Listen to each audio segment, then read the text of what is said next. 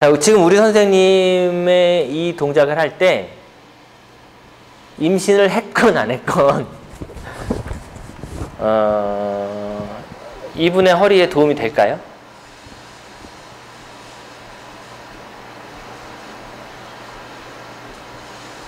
솔직히 허리에는 도움이 돼요. 그렇지 않대요. 네. 선생님은요? 이분한테요? 네. 네. 네. 정확한 정렬 같은 게 잘 보이진 않아요. 잘 보이지 않아서 선생님은요? 브릿지는 복부 엉덩이 운동이긴 한데 그래도 허리에는 힘이 들어가니까 도움이 될 것 같아요. 여기서 이제 도움이 뭔지가 어떤 도움이 되는 거죠?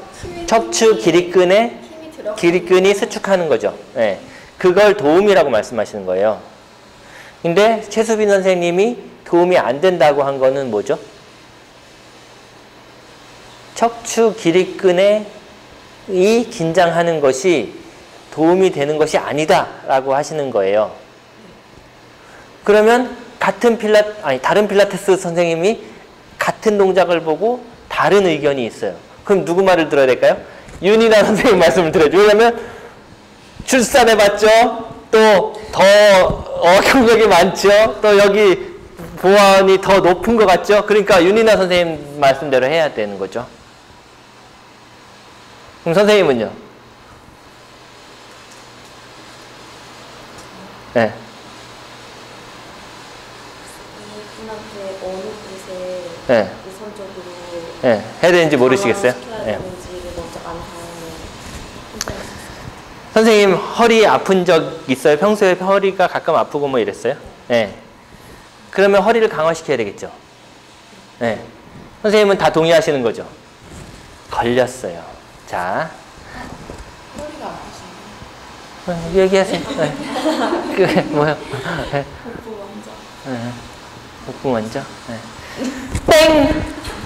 자, 그 다음에 땡! 땡! 이에요. 답답해 죽겠으니까 빨리빨리 좀 가르쳐줘! 이 말이죠. 자, 선생님은 평소 움직임 패턴이 척추 기립근에 힘을 많이 주는 패턴이에요. 그러니까 척추 기립근이 강하다고 할 수 있어요. 그러니까 여기서 더 강화시키면 더 아플 뿐이에요. 그러면 흉곽이 더 들려요. 그러면 정렬이 더 어긋나요. 근데 이분이 지금 이 운동을 이제 임신했건 안 했건 혹은 임신했을 때에도 이걸 또 해요. 그럼 어떻게 될까요? 허리가 아까 X자로 더 가요. 그러니까 그건 필라테스예요, 아니에요? 아니에요. 그러니까 냅두면 괜찮을 수도 있었던 인부가 필라테스 와가지고 오빠가 끊어줘가지고 와가지고 더 안 좋아져요. 이렇게 되면 어떻게 될까요? 제대로 아는 의사는 하지 마세요. 그렇게 하죠. 제대로 이렇게 되지 않은 의사는 필라테스 좋으니까 하세요. 이러겠죠. 근데 꼭 내 허락을 받고 해야 돼. 이렇게 하겠죠. 네. 그러면 어떻게 해야 되느냐? 척추 기립근이 과도하게 긴장하는 것을 아까 케겔 운동도 뭐라 그랬어요? 근육이니까 운동을 해야 된다고 했죠. 그런데 과하게 하면 좋지 않죠. 과유불급이죠. 그런데 척추 기립근이 가뜩이나 강하다는 건 뭘까요? 더 강하다는 거예요. 뭐보다? 앞쪽보다 뒤쪽이 더 강하다는 거예요. 그러니까 척추가 아무래도 더 익스텐션 된 상태예요. 그러므로 이분이 해야 되는 거는 앞쪽이다 라고 얘기할 수 있겠지만 이것이 제가 얘기하는 2차원적인 움직임이에요. 즉 뒤쪽이 강하니까 앞쪽을 더 강하게, 앞쪽이 더 강하게 해주면 뒤쪽을 더 강하게, 이렇게 하고 이렇게 하고 이렇게 하고 이렇게 하고 이런 운동을 계속 반복하는 게 뭐죠? 헬스예요. 그래서 헬스를 하면 필연적으로 어디에 무리가 생기죠? 조인트에 문제가 생기는 거예요.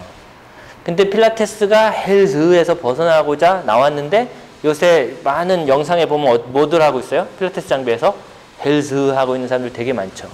오늘은 엉덩이, 오늘은 잘록한 허리선 이러면서 국부의 근육을 반복 수축하여 강화한다고 하는 것을 빌미로 머슬톤, 그러니까 근육의 탄성의 불균형을 야기하는 경우가 굉장히 많이 있어요. 그러니까 안 해도 되는 사람들이 필라테스 해야지 그러면서 이상하게 하는 경우가 되게 많다 이 말이에요.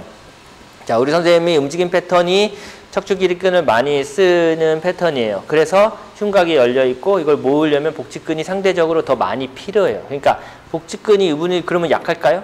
그렇지 않아요. 강해요. 그런데 왜 더 들려 있죠? 약해서. 그러니까 강하다면서요. 왜 들려 있죠? 허리가 더 강해서. 그러면 어떻게 되죠? 그러면 복부를 더 강하게, 그러니까 그게 2차원적인 거라니까요. 그러니까 어떻게 해야 돼요? 허리를 좀 놔줘야 돼요. 그러면 복부의 근육을 사용할 수 있게 되죠. 어떻게? 3차원적으로 사용해야 돼요. 그래서 호흡을 정확하게 하셔야 되는 거예요. 그때 호흡은 어떻게 되죠? 복직근으로 호흡하나요? 복직근으로만 하나요? 복직근만 코어인가요? 그러니까 어떻게 하죠? 외복사근, 내복사근도 써야 되죠. 근데 외복사근, 내복사근 쓰면서 골반을 들어 올리라고 했으나 해보세요. 브릿지 해보세요. 했으나 이렇게 하니까 어떻게 됐어요? 아까랑 동작이 달라졌죠. 네. 이게 자기 ROM을 찾아간 거예요. 그러니까 말만 듣고 이 사람이 정확하게 할 수 있다는 건 뭐예요? 원래 그런 능력이 있어요. 그런데 누가 뭐 해서 뭐가 어떻게 된 거예요? 옆집 아줌마가 눌러서 그분이 고개를 젖히고 있었던 거예요. 그러니까 누가 옆집 아줌마예요?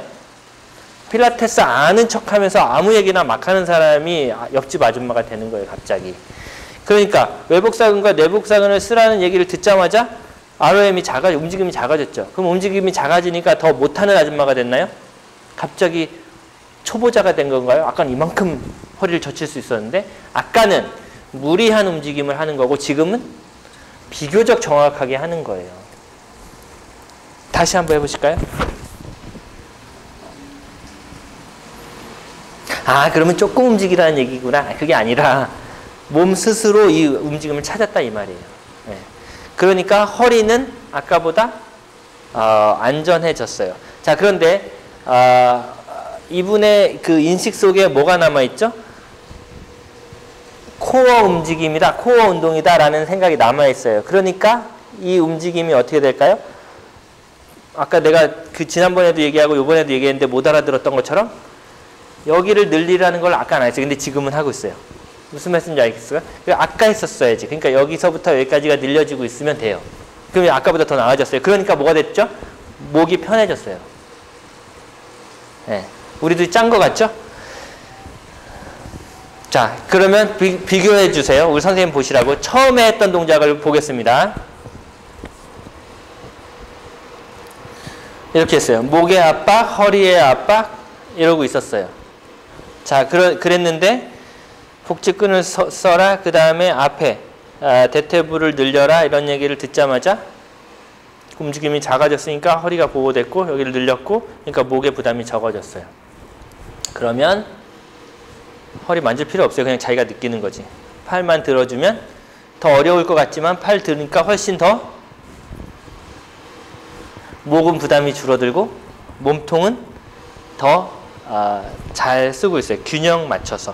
그러니까 눈에 보기에는 어떻게 됐어요? 각이 곡선이 더 생겼죠. 아까는 이렇게 벌어져 있었다가. 네. 이렇게 하면 필라테스예요. 임신을 했건 말았건. 자, 고맙습니다. 이게 브릿지예요. 자, 이게 브릿지고, 자.